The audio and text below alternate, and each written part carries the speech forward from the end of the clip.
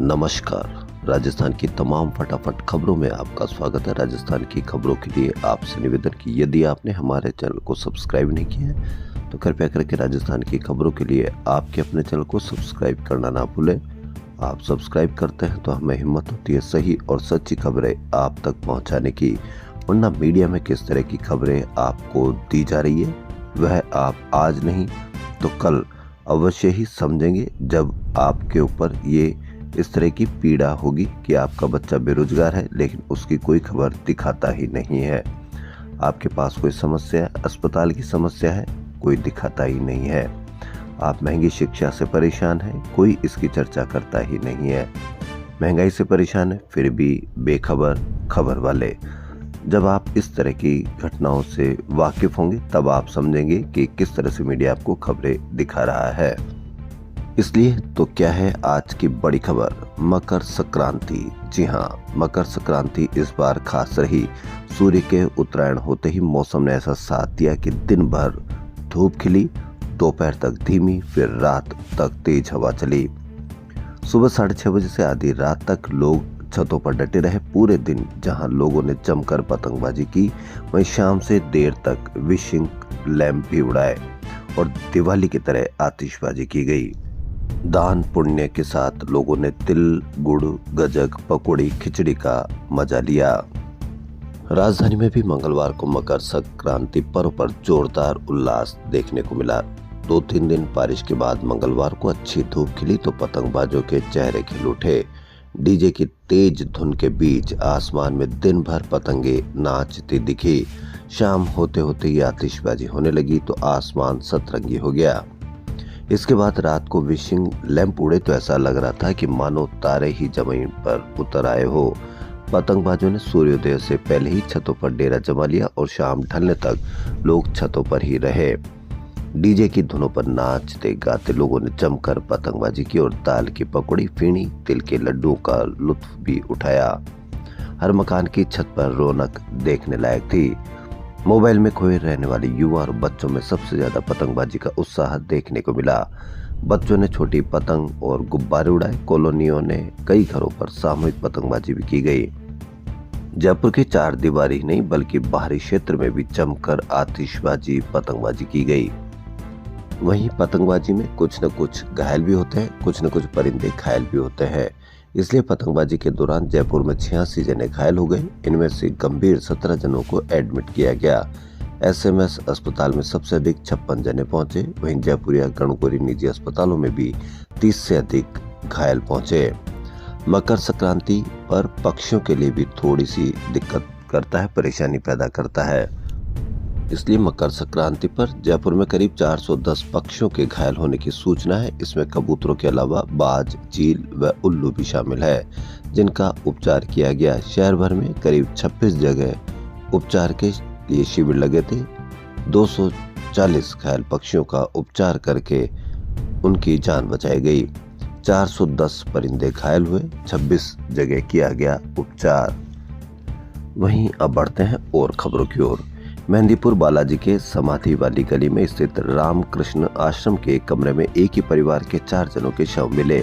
सबसे पहले घटना की जानकारी सफाई करने पहुंचे कर्मी को हुई। पुलिस धर्मशाला में लगे सीसीटीवी कैमरे के फुटेज खंगाल रही। चारों मृतक 12 जनवरी को मेहंदीपुर बालाजी के दर्शन को आए थे। 15 जनवरी को ट्रेन से लौटना था। सभी मृतक देहरादून के हैं। परिवार के अन्य सदस्यों के अनुसार पिता और बेटी पर कोई संकट था जिसके निवारण के लिए वे मेहंदीपुर बालाजी धाम दर्शन करने आए थे। एनटीए जल्द नीट यूजी 2025 की आवेदन प्रक्रिया शुरू करेगा। विद्यार्थियों को आधार कार्ड अपडेट संबंधित पब्लिक नोटिस जारी किए गए ताकि उन्हें आवेदन में दिक्कत न आए। एनटीए को नीट यूजी 2025 परीक्षा की जिम्मेदारी सौंपी गई है। परीक्षा में उपस्थित होने वाले स्टूडेंट के लिए सरल और पारदर्शी प्रक्रिया के निर्देश दिए गए हैं। नीट यूजी 2025 के साथ अपार आईडी भी बननी है। नाबालिग से छेड़छाड़ और 1 महीने से परेशान करने की फरियाद लेकर भटकने के बावजूद एफआईआर दर्ज नहीं करने पर पोक्सो कोर्ट ने सख्त रुख दिखाया है। पोक्सो कोर्ट के जज ने बागोड़ा सीआई अरुण कुमार को भी आरोपी मानकर समन जारी करने और अगली सुनवाई पर 27 जनवरी को पेश होने का आदेश दिया है। दिसंबर में थोक महंगाई बढ़कर 2.37% के स्तर पर आ गई है। कल आपको महंगाई कम होने के आंकड़े पेश किए गए थे। आज थोक मूल्य सूचकांक मुद्रास्फीति नवंबर 2024 में 1.89% थी, लेकिन दिसंबर 2023 में ये 0.86% दर्ज की गई। कहीं पर भी इसकी कोई चर्चा नहीं होगी क्योंकि यह इससे आप भुगतते हैं। मंगलवार को जारी आंकड़ों के अनुसार सब्जियों, आलू, प्याज, फलों और खाद्य तेलों की कीमतें बढ़ने से थोक महंगाई में इजाफा हुआ है। अब देखना यह है कि किस तरह से मीडिया में आपकी क्या इस पर चर्चा होगी, नहीं होगी और आप भी इससे परेशान नहीं होते हैं। एक समय था जब महंगाई बढ़ने से सरकारें इधर उधर हो जाया करती थी, लेकिन अब आपको इस तरह से बना दिया गया है। बहुत मेहनत लगी है आपको इस तरह के बनाने में कि न तो आप महंगाई होती पर चिंता व्यक्त करें, न महंगी शिक्षा होती पर आप चिंता व्यक्त करें, नहीं और कुछ इस तरह का कोई माहौल हो जाए, आप कोई भी चिंता व्यक्त नहीं करते हैं। हेरिटेज निगम में बनने वाली समितियां सरकार और संगठनों के बीच फंस गई है। इससे बीजेपी की मेयर बनने के 4 महीने बाद भी हेरिटेज निगम में समितियों का गठन नहीं हो पाया है। समितियों का गठन नहीं होने से कांग्रेस से बीजेपी में आए पार्षद अब ठगा सा महसूस कर रहे हैं। बीजेपी की मेयर बनने के 1 महीने बाद समितियों को लेकर संगठन ने बीजेपी सांसद, विधायक और जयपुर शहर बीजेपी के पदाधिकारियों से सुझाव और नाम मांगे गए थे। सभी ने क्षेत्र के हिसाब से नाम संगठन को भेज दिए। संगठन की ओर से समितियों की सूची सरकार को भी भेज दी, लेकिन जारी नहीं हो पाई। इसकी वजह यह है कि संगठन की ओर से भेजे गए कुछ पार्षदों के नाम सरकार को पसंद नहीं आ रहे। इससे 20 दिन से समितियों की सूची सरकार और संगठन के बीच फंसी है। लगातार पश्चिमी विक्षोभ सक्रिय होने से राजधानी में अगले 24 घंटों में हल्के से मध्यम बारिश के आसार है। मौसम विभाग का पूर्वानुमान के अनुसार बारिश हुई तो इस सीजन में ये तीसरी बार मावट होगी। वहीं बीते 24 घंटों के दौरान सुबह हल्का कोहरा रहा। वातावरण में नमी रहने से धूप खिलने के बावजूद गलन का एहसास हुआ। हम किस समाज में जीते हैं, हम किस समाज में रहते हैं, किस समाज के कारण हमको क्या क्या देखने को मिलता है। कैदी नंबर 130, जी हाँ, दैनिक भास्कर की बड़ी खबर। कैदी नंबर 130 आसाराम जमानत पर बाहर, निजी अस्पताल से ही छोड़ा, समर्थकों की भीड़ जुटी। यहाँ समर्थक कौन है, क्या हम इतना भी नहीं समझते कि वह कौन से केस में बंद है। केस झूठा हो नहीं सकता, अगर उनको सजा मिली है तो कोई न कोई केस अवश्य होगा। कितनी शर्म की बात नहीं है, लेकिन कितनी हम बिल्कुल हम दिमाग को काम में लेते हैं या नहीं लेते हैं, ये इसकी एक वानगी है। यौन उत्पीड़न के मामले में जोधपुर की सेंट्रल जेल में बंद आसाराम को 11 साल बाद राजस्थान हाईकोर्ट से राहत मिली है। पहली बार आसाराम को मेडिकल ग्राउंड पर 31 मार्च 2025 तक अंतरिम जमानत मंजूर की गई है। जमानत मंजूर के बाद आसाराम मंगलवार रात अस्पताल से निकला तो स्वागत के लिए ठिठुरन में भी समर्थक जुटे रहे। समर्थकों की भीड़, इन शर्तों पर जमानत हुई है, अनुयायियों से नहीं मिल सकते, साधकों से समूह से मुलाकात और प्रवचन नहीं कर सकेंगे, 3 गार्ड साथ रहेंगे, खर्च आसाराम उठाएंगे।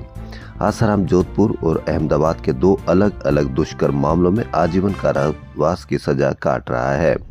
गुजरात हाई कोर्ट में 16 बार जमानत याचिका लगाई गई, लेकिन सभी खारिज हो चुकी है। इसी तरह जोधपुर मामले में 12 बार अलग अलग कोर्ट में जमानत याचिका खारिज हो चुकी है। आसाराम को जमानत मिलने की सूचना के बाद ही पाली रोड स्थित एक निजी हॉस्पिटल के बाहर उसके समर्थकों की भीड़ उमड़ पड़ी।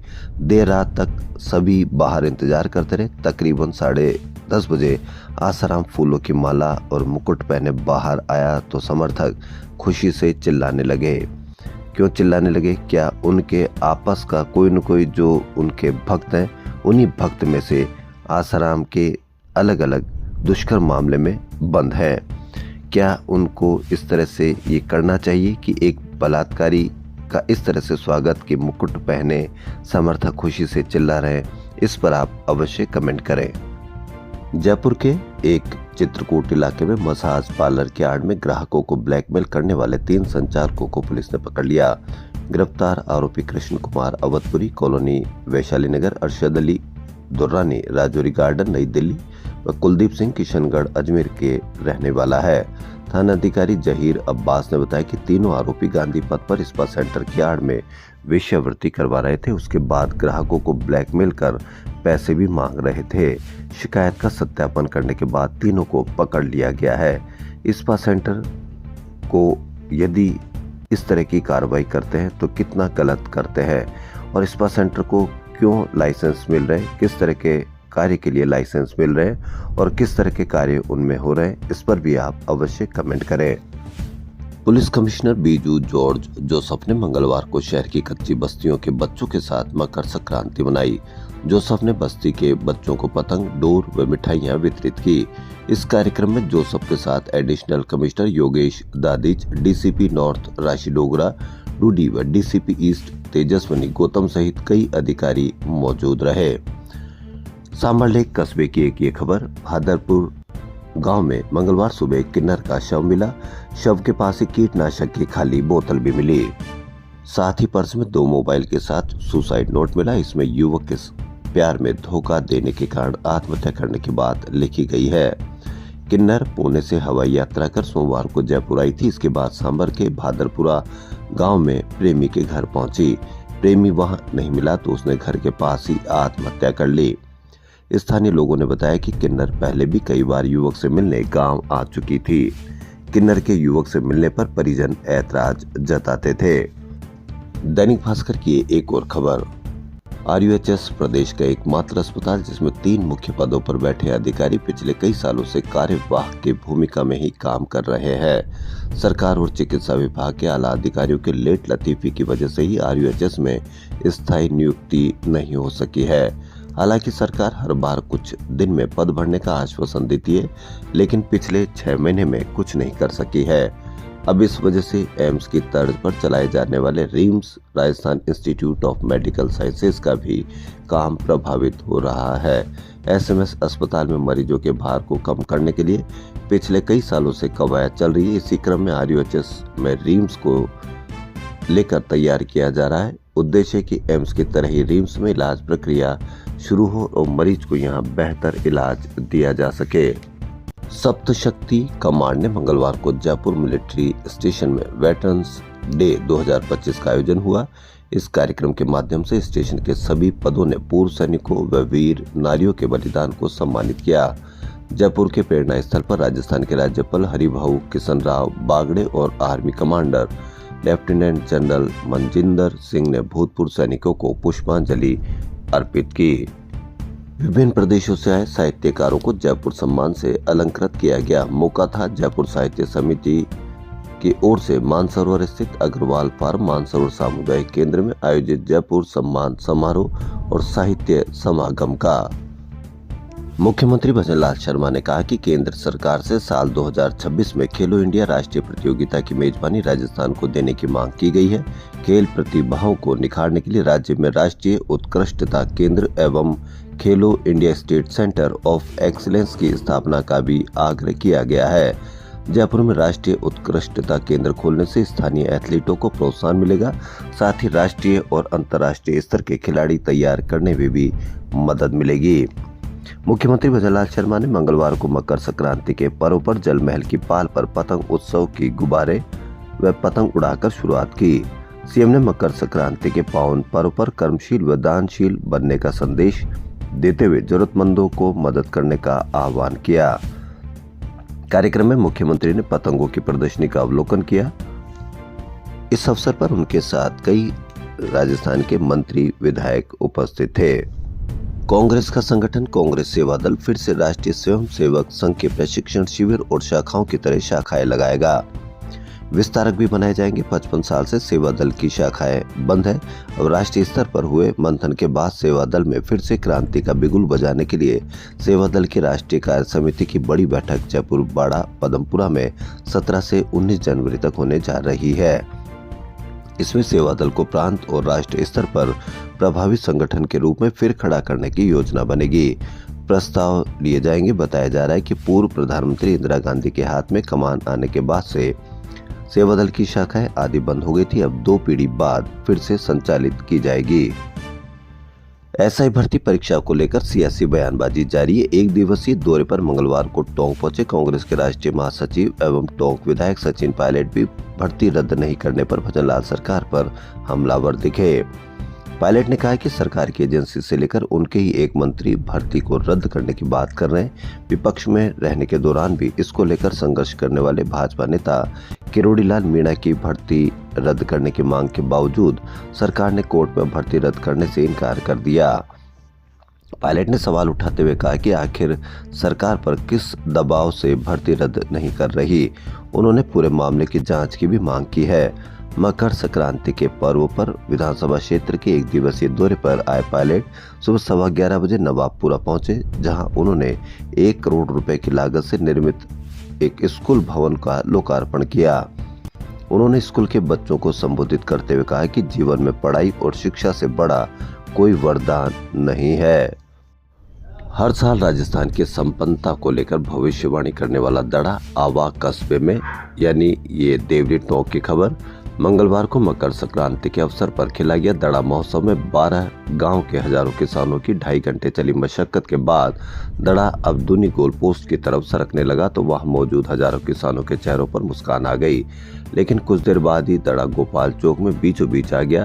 काफी मशक्कत के बाद भी टस से मस नहीं हुआ तो किसान निराश हुए, लेकिन उन्हें खुशी इस बात की हुई कि अकाल का सामना तो नहीं करना पड़ेगा। सरपंच दिव्यांश एम भारद्वाज ने घोषणा की कि दड़ा बीचों बीच रहा, इसलिए दड़े की भविष्यवाणी न होगा अकाल न होगा सुकाल, किसानों का हो रहेगा मलाल। राज्य के बीएड कॉलेजों में अध्ययनरत प्रथम वर्ष के अभ्यर्थियों को इंटर्नशिप के लिए स्कूलों का आवंटन 15 से 20 जनवरी के बीच होगा। इंटर्नशिप के लिए ऑनलाइन आवेदन की प्रक्रिया 10 जनवरी को पूरी हो चुकी है। स्कूल आवंटन के बाद अभ्यर्थियों को 10 दिन में संबंधित स्कूलों में कार्य ग्रहण करना होगा। यदि किसी अभ्यर्थी को कोई समस्या है तो वह अपनी परिवेदना 10 दिन के अंदर दर्ज कर सकेंगे। परिवेदना निस्तारण के लिए राज्य स्तर व जिला स्तर पर समिति का गठन किया गया है। बीएड प्रथम वर्ष और डीएलएड प्रथम वर्ष के अभ्यर्थी इंटर्नशिप के लिए द्वितीय चरण के आवेदन अब 1 से 7 मार्च के बीच कर सकेंगे। इन्हें स्कूल का आवंटन 8 से 13 मार्च के बीच होगा। यूजीसी ने हायर एजुकेशन इंस्टीट्यूट में शिक्षकों की नियुक्ति और पदोन्नति की प्रक्रिया में बड़े बदलाव की कवायद शुरू कर दी है, जिसके लिए यूजीसी ने विश्वविद्यालय और महाविद्यालयों में शिक्षकों की नियुक्ति और पदोन्नति के लिए न्यूनतम योग्यता विनियम 2025 का ड्राफ्ट जारी कर आमजन से सुझाव मांगे। नए नियमों के तहत अब असिस्टेंट प्रोफेसर पद के लिए नेट की अनिवार्यता को हटाया जा रहा है। ग्रेजुएशन और पोस्ट ग्रेजुएशन के सब्जेक्ट से अलग से पीएचडी होने पर ही भर्ती के लिए पात्र माना जाएगा। खासतौर पर कुलपति की नियुक्ति में 10 वर्ष प्रोफेसरशिप व शिक्षण अनुभव की शर्त हटाकर फील्ड एक्सपर्ट की कुलपति बनने की राह खोल दी है। अनुबंध शिक्षकों की नियुक्ति प्रक्रिया को भी आसान कर राहत दी गई है। नए मानदंडों में अब यूजी और पीजी की पढ़ाई किसी भी विषय से की हो, लेकिन पीएचडी या नेट के विषयों से असिस्टेंट प्रोफेसर पद के लिए अप्लाई कर सकते हैं। राजस्थान की खबरों में फिलहाल इतना ही। यदि आपको राजस्थान की खबरें पसंद आई तो आपके अपने चैनल को सब्सक्राइब करना ना भूलें। आप सब्सक्राइब करते हैं तो एक बार पुनः आपसे निवेदन, आप सब्सक्राइब करते हैं तो हमें हिम्मत होती है सही और सच्ची खबरें आप तक पहुंचाने की। वरना मीडिया में आप इसी तरह की खबरें देखते रहिए। धन्यवाद।